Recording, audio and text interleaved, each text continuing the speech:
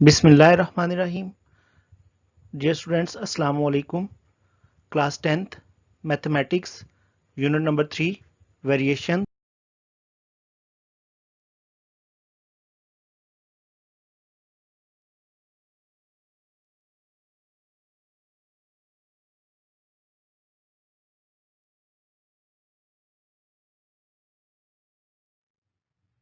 Video में आगे बढ़ने से पहले आपसे रिक्वेस्ट है, please subscribe my channel Illuminators Study Club. Question number 1. If S varies directly as U square and inversely as V, and S is equal to 7 when U is equal to 3, V is equal to 2, find the value of S when U is equal to 6 and V is equal to 10. S और U square के दरमियान directly proportional, जबकि S और V के दरमियान inversely proportional. बाकी हमें data में वैल्यूज दी हुई हैं जिनसे K और सेकंड स्टेप में S फाइंड करेंगे. तो S directly proportional to U square, S inversely proportional to V, इन दोनों रिलेशंस को कंबाइन कर लेते हैं. इसके बाद हमें गिवन वैल्यूज जो हैं S, U और V की दी हुई हैं जिनसे K फाइंड करेंगे. फिर दूसरे हिस्से में S फाइंड करना है, U और V की वैल्यूज दी हुई हैं. तो हम अपनी गिवन रिलेशन से, जो कि यहाँ हमारे पास आई, S directly proportional to U square और V, इससे नेक्स्ट पोर्शन सॉल्व करते हैं. स्टूडेंट्स, सॉल्व करते हैं अपने क्वेश्चन को. हमारी गिवन जो रिलेशनशिप थी S directly proportional to U square over V, तो प्रोपोर्शनलिटी का साइन ख़त्म करेंगे, कांस्टेंट K आ गया. सबसे पहले K की वैल्यू फाइंड करते हैं. तो K is equal to S V over U square. अब एस वी और U की वैल्यूज पुट करेंगे. तो सिंप्लीफाई करने के बाद K की वैल्यू आ गई 7 2 ज़ार 14 ओवर 3 का स्क्वायर 9. अब इस वैल्यू को हम जो रिलेशनशिप थी उसमें पुट करते हैं. तो हमारे पास इक्वेशन जो बनेगी S is equal to 14 U square over 9V, ये रिलेशनशिप हो गया. अब इस रिलेशनशिप में हम U और V की वैल्यू पुट करके तो अननोन S की वैल्यू फाइंड करेंगे. वैल्यूज पुट की, 14 इंटू 6 का स्क्वायर 36 ओवर 9 10 ज़ार 90. तो इसके बाद 14 को 36 से मल्टीप्लाई करें, 504 ओवर 90. 2 से डिवाइड किया, 252 ओवर 45. अब हम इसको 9 से डिवाइड करेंगे तो हमारे पास S का आंसर आ जाएगा 28 ओवर 5.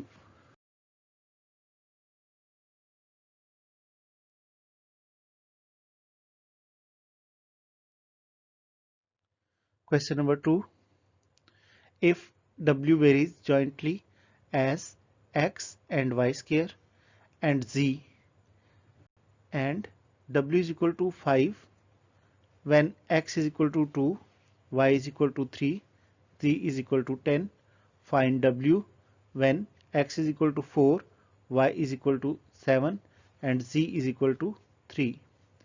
इस क्वेश्चन का डाटा है W is directly proportional to X, W is directly proportional to Y square और W is directly proportional to Z.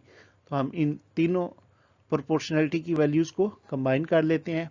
सो हमारे पास आ गया W is directly proportional to X, Y square and Z. जबकि W, X और Y की values दी हुई हैं जिनसे हम कांस्टेंट फाइंड करेंगे. उसके बाद W की वैल्यू फाइंड करनी है जब X, Y और Z की वैल्यूज हमें गिवन है.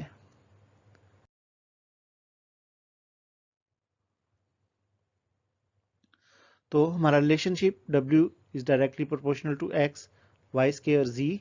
प्रोपोर्शनलिटी का साइन खत्म किया, K की वैल्यू फाइंड करते हैं. W, X, Y square over Z, इनकी वैल्यूज पुट कर लेते हैं. तो K जो है उसकी वैल्यू आ जाएगी 5 ओवर 180, जिसको कट करके तो सिंप्लीफाइड आंसर होगा 1/36। इसको हम रिलेशनशिप में पुट कर लेते हैं, जो कि था w इज इक्वल टू के एक्स वाई स्क्र जी। तो k की वैल्यू पुट की 1/36 एक्स वाई स्क्र जी, ये हमारा रिलेशनशिप हो गया। अब हम इसमें बाकी वैल्यूज पुट करके तो w की वैल्यू फाइंड करते हैं। 1/36 4 और 3 को मल्टीप्लाई किया तो 12, जबकि 7 का स्क्वायर 49। 36 और 12 की कटिंग करते हैं, 12 1 jar 12 and 12 3 jar 36, so 1/3 into 49। इस तरह W का आंसर आया 49/3।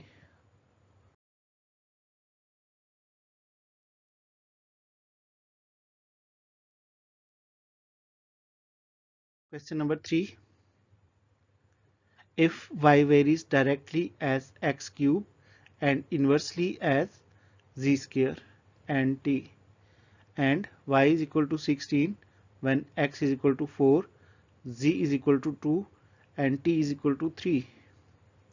Find the value of y when x is equal to 2, z equal to 3 and t equal 4. Data: y is directly proportional to x cube, y is inversely proportional to z square.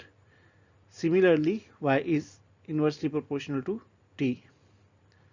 So by combining all these proportional values, we get y is proportional to x cube and inversely proportional to t and z square. इसके बाद जो हमारे पास values हैं y, x, z and t और k find करेंगे। उसके बाद second step में y फाइंड करेंगे, जिसके लिए x, z और t की वैल्यूज हमें गिवन है। गिवन जो relationship y is directly proportional to x cube and inversely proportional to t and z square, proportionality का साइन खत्म किया। k के लिए हमारी इक्वेशन हो गई k is equal to t y z square over x cube। Given values जो है पुट की, तो 3 16 और 2 का स्क्वायर 4, जबकि 4 का क्यूब 64। 3 4 आर 12 एंड 16 और 64 की कटिंग कर दी, तो 16 1 आर 16 एंड 16 4 आर 64। अब 4 और 3 की कटिंग के बाद k की सिंपल वैल्यू आ गई 3। इस वैल्यू को हमने पुट किया जो हमारी इक्वेशन थी, और हमारे पास इक्वेशन नई रिलेशनशिप की फॉर्म में आ गई y is equal to 3x cube over t z square. इसमें हम x, t और z की वैल्यू पुट करते हैं ताकि हम y की वैल्यू फाइंड कर सकें। अब 3 इंटू 2 का क्यूब 8, 4 इंटू 3 का स्क्वायर 9, तो 3 और 9 की कटिंग हो जाती है, जबकि 4 और 8 की। इस तरह y की जो सिंपल वैल्यू है वो आ गई 2/3।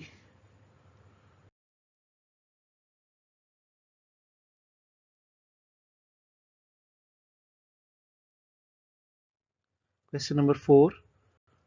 If u varies directly as x square and inversely as the product yz cube and u equal to when x equal 8, y equal 7, z equal 2, find the value of u when x equal 6, y is equal 3 and z equal 2.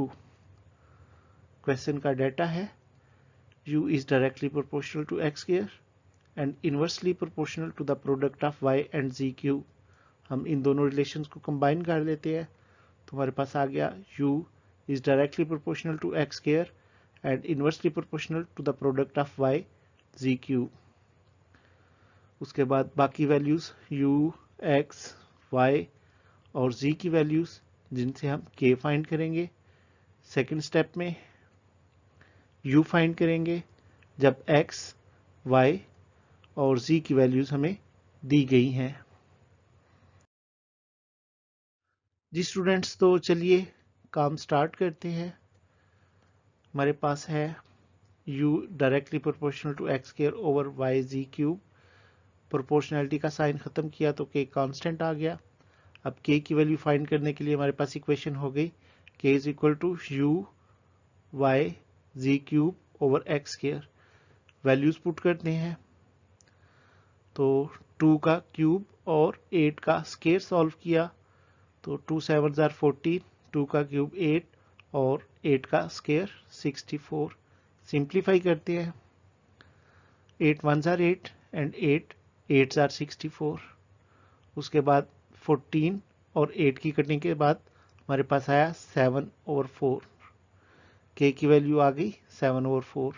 इस value को हम अपनी relationship वाली equation में put करते हैं, that is u equal के x square over Y Z cube. तो k की वैल्यू पुट करने से 7/4 आ गया। अब इसमें हम बाकी जो गिवन वैल्यूज हैं वो पुट करेंगे ताकि हम u को फाइंड कर सके। कैलकुलेशन आ गई 6 का स्क्वायर 36, 2 का क्यूब 8 एंड 3 4 आर 12। यहाँ 12 और 36 की कटिंग हो गई। अब 7 3 जार 21 ओवर 8 1 जार 8। इस तरह u का answer 21/8।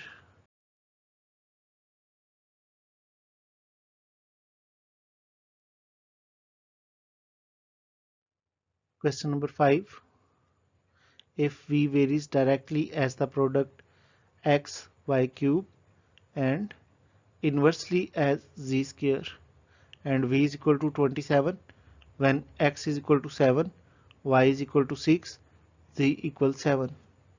Find the value of v when x is equal to 6, y is equal to 2 and z is equal to 3. Data, first relationship, second relationship, दोनों रिलेशनशिप्स को join करते हैं तो v is directly proportional to product of x y का cube and inversely proportional to z का square.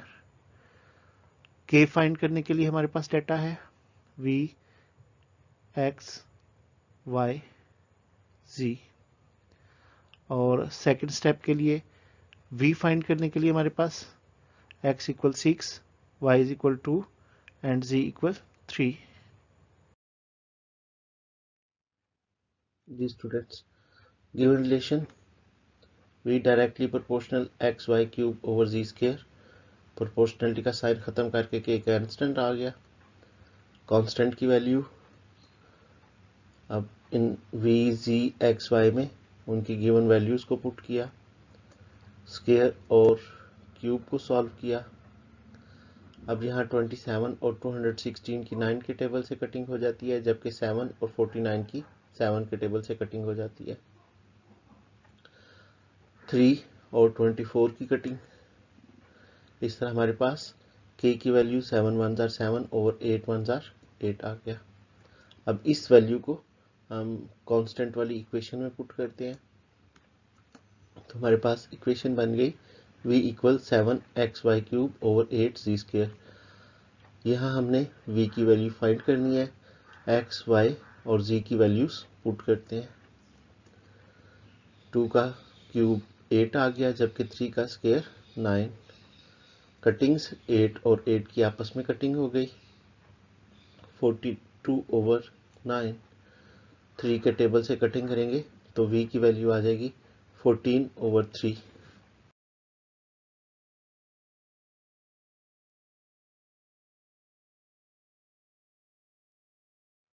Question number 6.